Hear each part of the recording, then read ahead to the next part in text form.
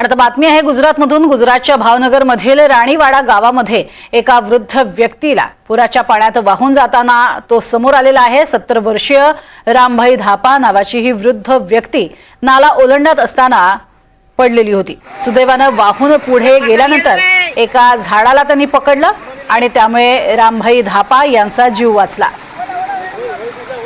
गेल्या काही काळामध्ये आपण वारंवार अशा घटना घडलेल्या पाहिलेल्या आहेत किंवा पावसाळ्यामध्ये अशा स्वरूपाच्या घटना या घडताना पाहायला मिळतात। नाल्यातून किंवा अगदी छोट्याशा ओढ्याला सुद्धा जरी पुराचं पाणी लागलेलं असेल तर पाण्याची प्रचंड ओढ असते आणि त्यातून अनेक जण वाहून जातात। मात्र गुजरातच्या भावनगरमधील हे वृद्ध जे आहेत ते मात्र भाग्यवान निघालेले आहेत, ते बचावलेले आहेत। पाण्यातून पडले तरी सुद्धा झाडाला पकडून राहिल्यामुळे त्यांचा जीव वाचलाय।